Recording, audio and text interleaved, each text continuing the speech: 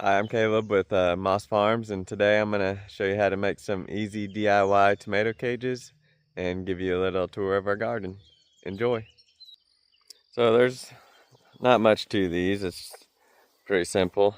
So I got a roll of concrete wire, I've got my gas can there holding it down. Unroll it. So I measure 5 feet, and I got my pliers here, my lineman pliers. You cut through this real easy. And I just go through and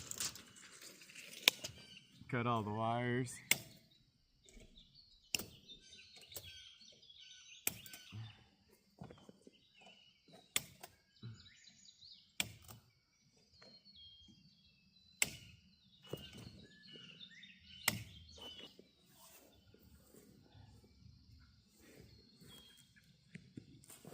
So you'll leave one end open square and one end closed square.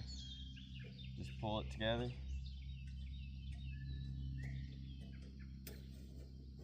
And take that open end and just twist it around.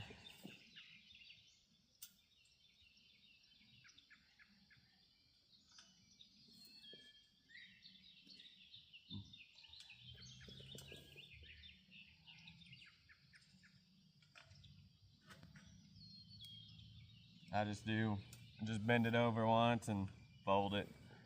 Nothing too crazy. It'll hold together.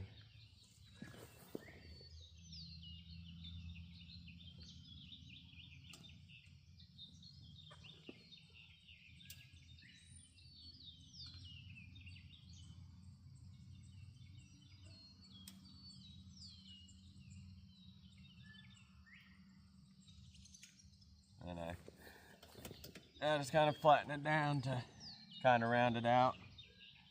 Not so pointy. So all you need after you get your tomato cage put together here is a hammer, some kind of stake. I just got some solid rod here. Rebar would probably be your cheapest option, just what I had laying around. And then a little bit of tie wire. Just go put it in. So all I did here was just place my cage right over my tomato plant.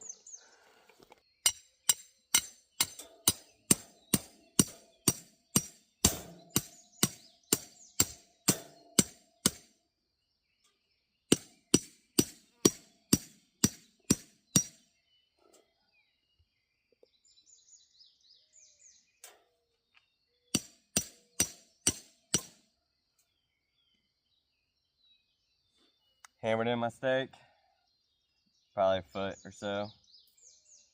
Take my tie wire and just tighten that up around the stake. And it shouldn't go anywhere. One down, I got about 9 more tomato plants to go, so I guess I better get to it.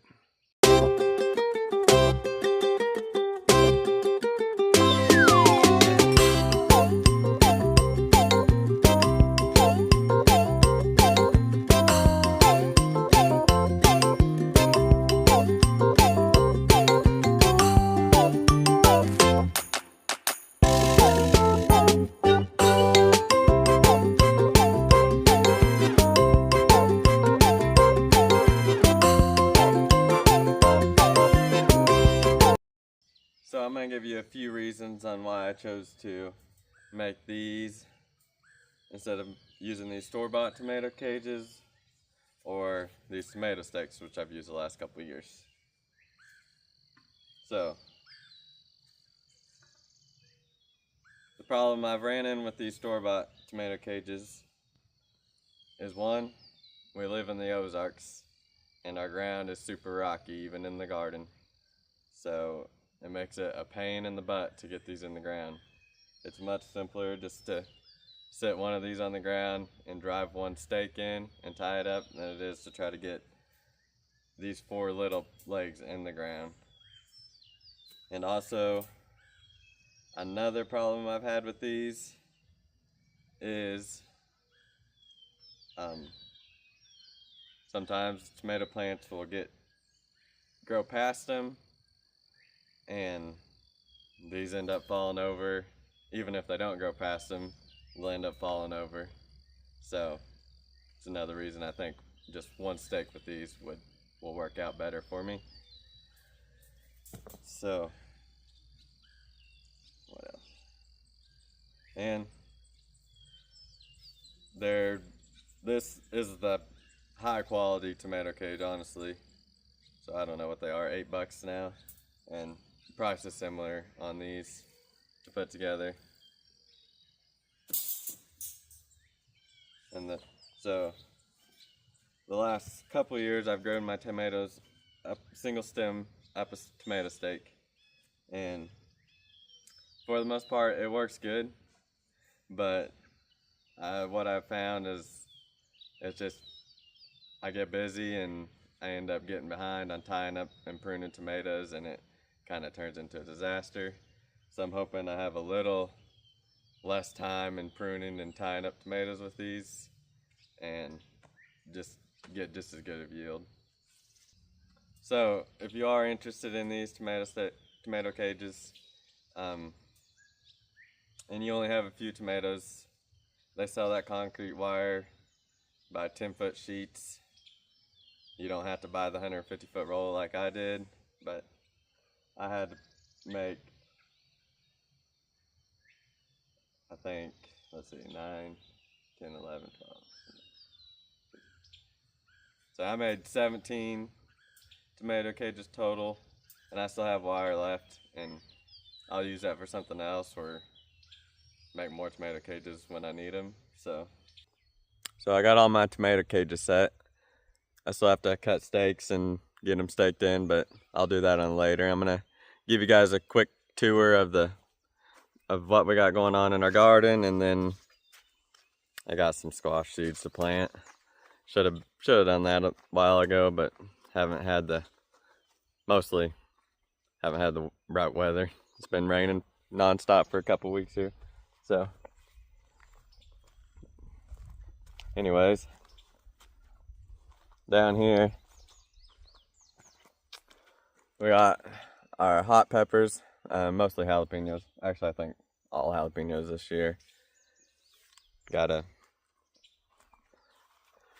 couple tomato plants here, and then so over here mostly we got grass and weeds over here, but we got some flowers planted in here. We got some sunflowers planted right here, and then a different variety going on down. Need to get that cleaned up, but that'll be in a different day.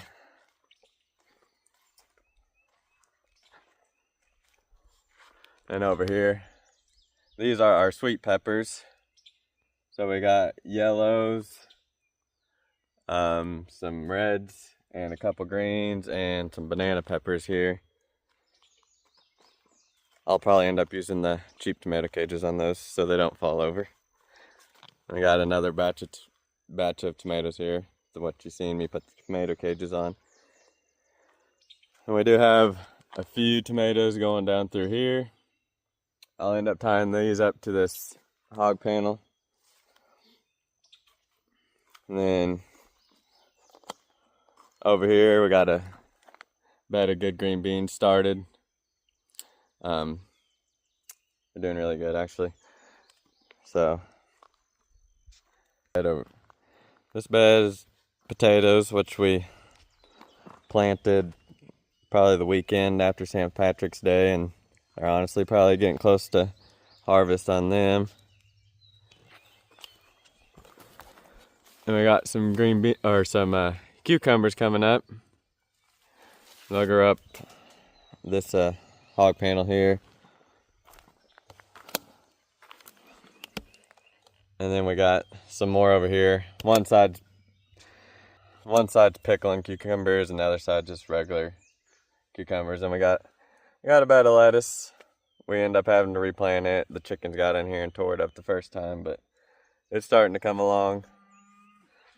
And then over here, we have, let's see, some strawberries. Trying to start a strawberry bed. See how that goes. And on the very end of this bed, on the strawberry bed, we have, let's see, right here, we got some watermelons coming up.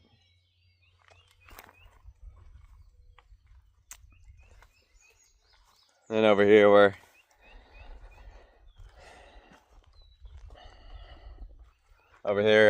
I got these mounds prepped up, and that's where we're gonna put the squash.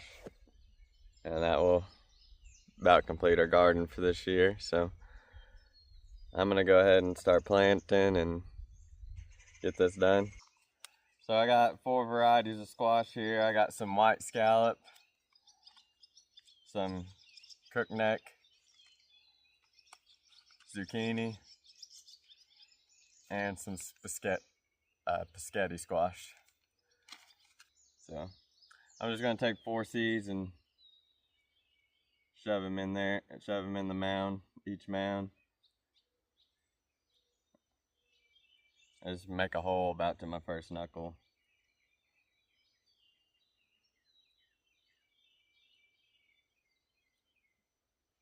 Lightly cover them.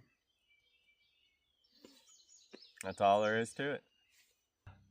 Got my seeds planted. I got 8 mounds, so I did 2 mounds of each, and I spaced my mounds out 3 to 4 feet, so might be a little crowded in here, but it'll be all right. Well, anyways, I thank you guys for watching, and I hope you enjoyed it, so I'll see you next time.